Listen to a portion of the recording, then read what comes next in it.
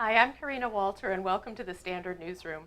I'm here with St. Catharines Mayor Walter Sendzik for our very first chat of 2018. Welcome. Welcome and Happy New Year. Happy New Year to you too. Did you have a good holiday? I had a great holiday and wonderful opportunity just to take some time off. And as you know, we had a white Christmas for the first time in a while. So there was a lot of outdoor activities that took place and really got to enjoy the outdoors even though it was very cold. You don't mind those minus 20, minus 25 temperatures? You know what? When you're out there playing hockey, we had an opportunity to go to Martindale Pond, and we were playing a lot of hockey out there with my son and his friends. And if you're active, you can stay outside in that weather. And I got to tell you, kids, and my son Willem, he's 12, and all of his buddies, they didn't get cold.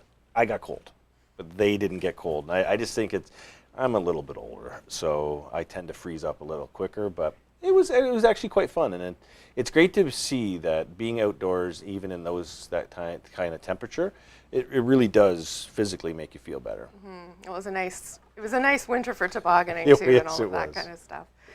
Since this is our first chat of 2018, I thought I'd ask you about the year ahead and what some of the major challenges are that are going to be facing council this year. Well, I think we have to make a decision on the Union waterfront development. We had a public open house that happened just before Christmas, and it was well attended. There was people speaking in favor and against the development. So a staff report has to come now early in the new year, and we're looking forward to, as council, dealing with it. I have to say, when I was first elected, I ran on a platform of getting the developer to the table, getting the developer to be a part of a public process in an open and transparent way. We've done that. Fortress has been at the table. They've been very engaged in the community. They have a project that they believe fits within the area of Port Dalhousie that they find it to be the most appropriate. And now council has to look at the staff report and see if it really is a development that is part of the future of St. Catharines. And a lot of people, I think, Karina, look at the short term. They go, okay, is this we want this for now, but what is the community going to look like and be about in the next 25 to 50 years? Because once we build a structure like this, it stays there for a long time. And you look at the Lincoln Fabrics building just down the road. Mm-hmm. It's been there for over 100 years. The building physically has been there for over 100 years. Now it's going to go through a redevelopment and it's going to become a condo complex.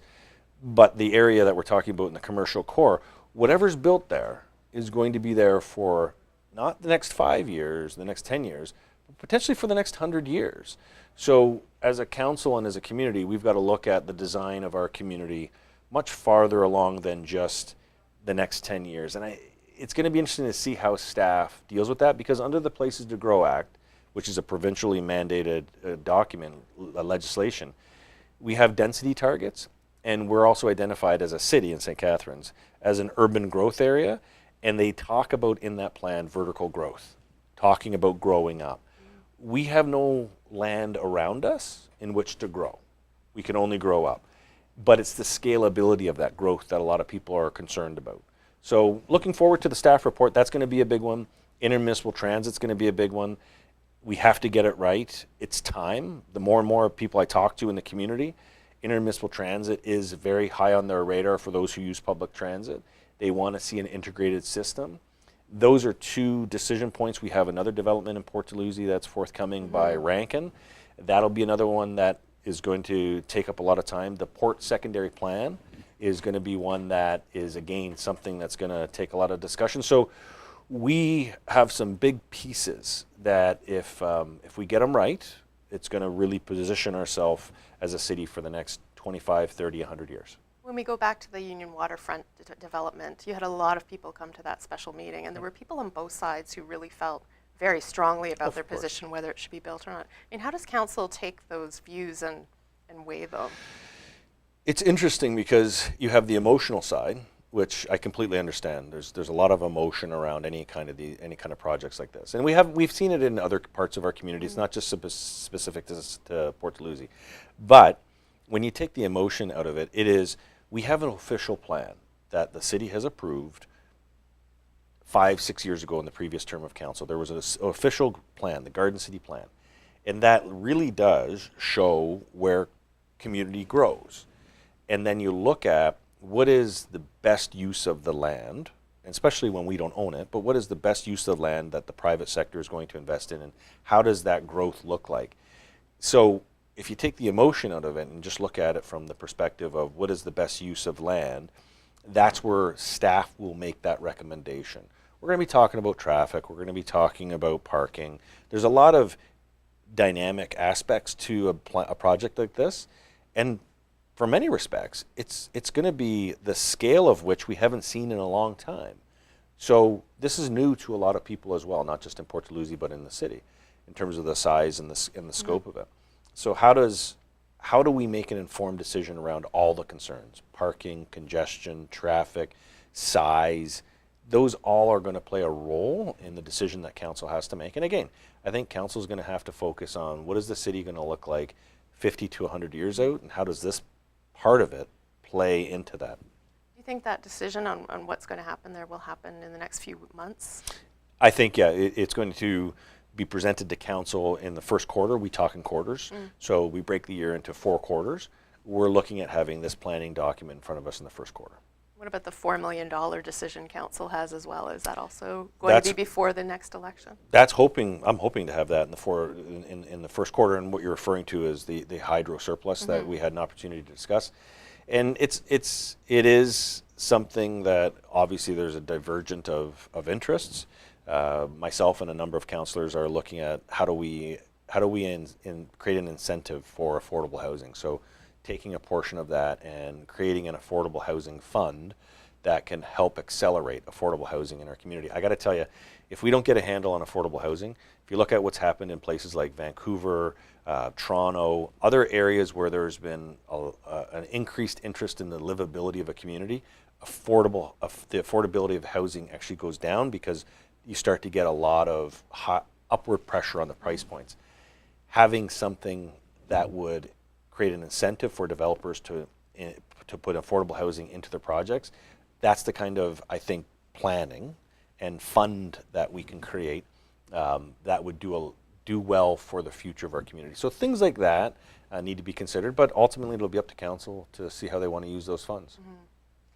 We've got a whole bunch of questions from readers here, but I wanted to ask you about the snow parking first, because we're getting another snowstorm this weekend.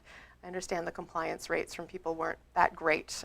This is the snow parking where people are asked not to park on the street for the snow plow operators. Right, and you have to see, like, even for those living in our city, you just look out your windows and you can see the impact of having parking on your street when a plow goes by.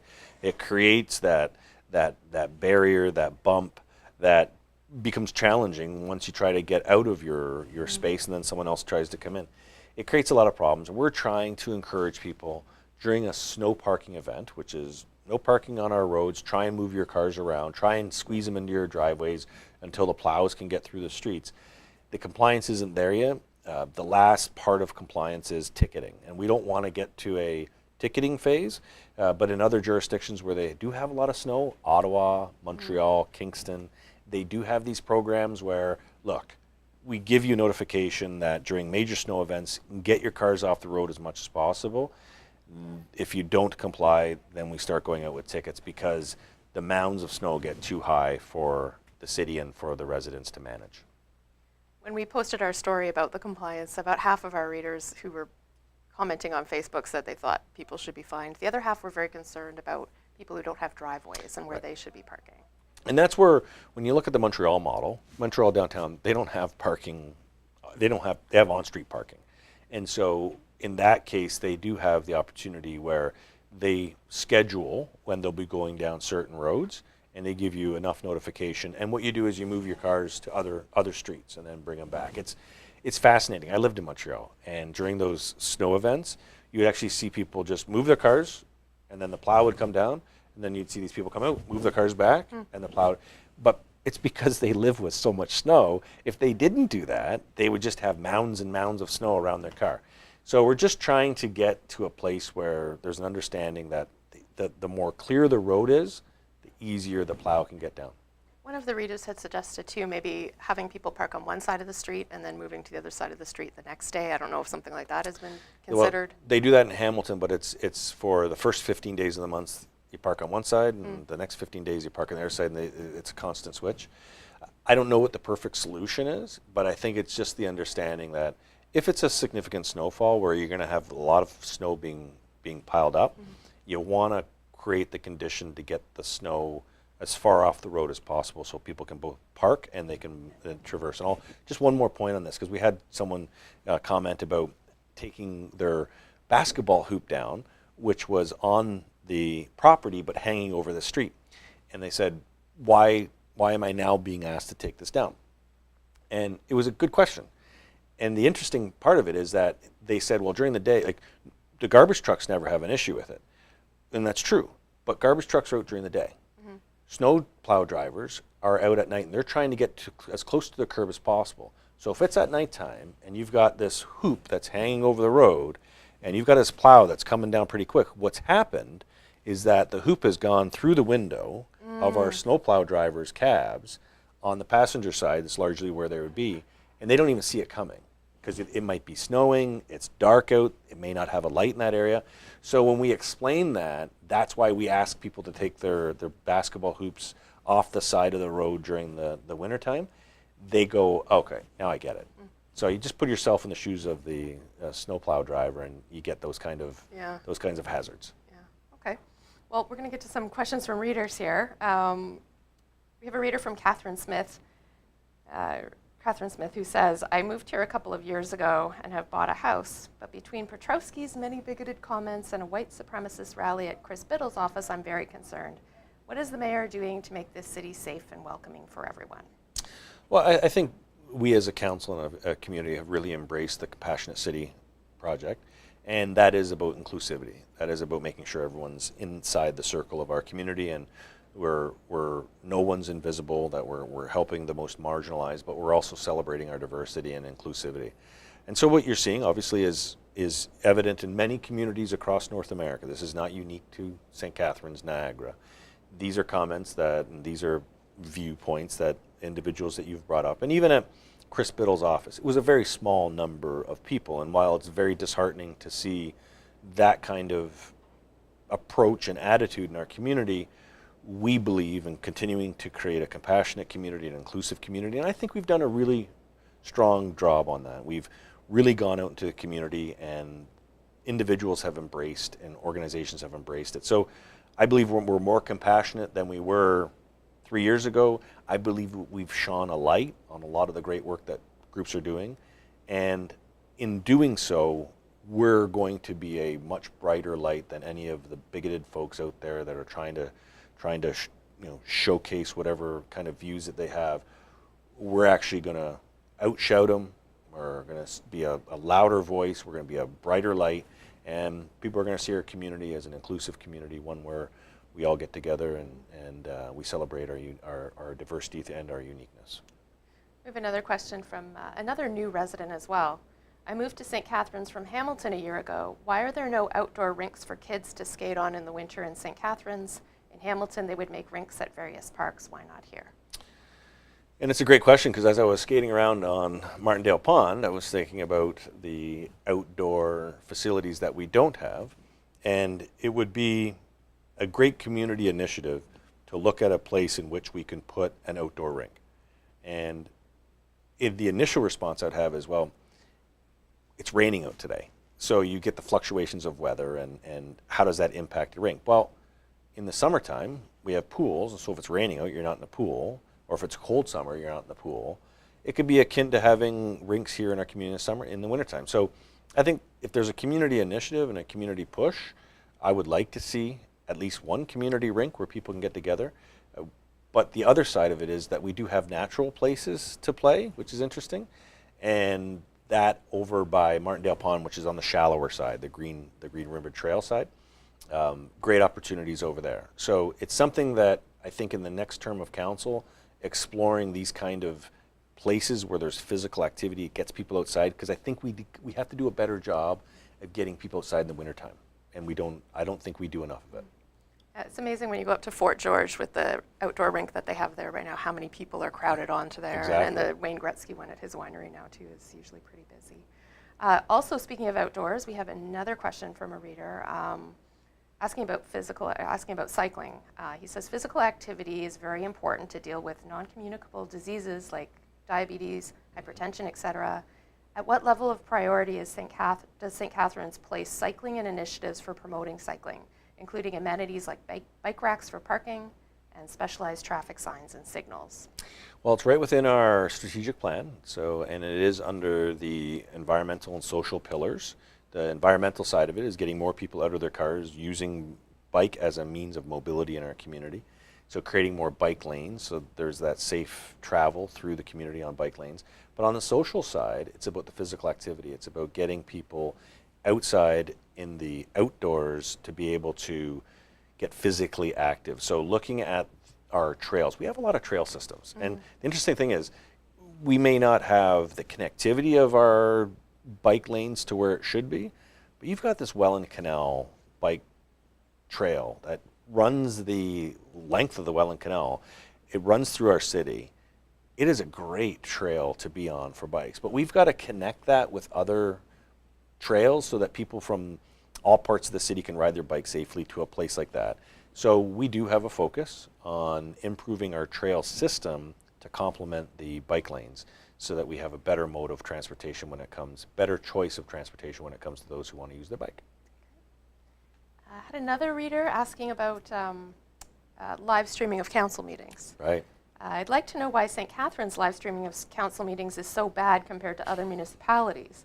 I do not have Cogeco, and I like to follow the local councils a lot and notice that the region has a good quality one. And places like Niagara Falls and Thorold use a company that uses different cameras. St. Catharines has one camera, and most of the time I can't hear them at all. Any chance they will be improving their live streaming soon? I believe the company Niagara Falls and Thorold uses is a local company. And yes, thank you to the viewer for bringing that up, because that is the example of when you have a belief around council that we should try and not spend any money. So this was an example of we're trying, and our budget we came in with this year is 1.62. Like we're trying to, as hard as we can, to lower our expenditures. This was one of those in previous years, last year I believe in council, where we went with the lowest cost, which was the in-house cost. Throw up a crappy camera, and it's a still camera, doesn't move around. It is not a very good experience. The one at the region cost a lot of money to implement. So the balance is, where is that for the viewer versus the cost to the taxpayer? And I think we erred on the side of caution on the taxpayer, and we should be looking at, and you know what? Maybe a councillor will look at that hydro surplus and they'll say, let's take a couple $1,000s out of that and let's improve our viewer experience, because right now it isn't a good one. It's like a bird is sitting up there watching council. That's what it's like. We're watched by birds. Yeah, you can't really see who's speaking the names, but it's terrible. So hopefully council will take the signal and they'll allocate some funds out of the hydro reserve for that. Okay. And finally, there was a reader asking a question about a garbage can that they say hasn't been emptied for a month and a half now. They don't say if it's in a park or if it's, I'm assuming it's on public property. It's on Eva and Silverdale. What can be done about that? What can readers do if they are? So if they see stuff like that, call Citizens First, 905-688-5601. Go right to Citizens First, give them your location, and we'll be able to know if it's a city garbage receptacle or if it is a private one. Either case, we'll make sure it gets dealt with. Sometimes during these kind of weather events that we had during the Christmas holidays, attention is put on getting rid of the snow and getting our roads back to drivable conditions. And so we lose some focus on some of our garbage, and it tends to overflow. So that is the way that we can get citizens to inform us when they see stuff like that happening. Okay. Well, thanks very much for coming in. I think we're out of time now, but if any of our viewers have questions for the mayor, you can start sending them now for our February chat. You can email them to me at kwalter@postmedia.com or post them on Twitter with the hashtag AskSenzik. Thanks for coming in. Thank you for having me. Looking forward to the next one.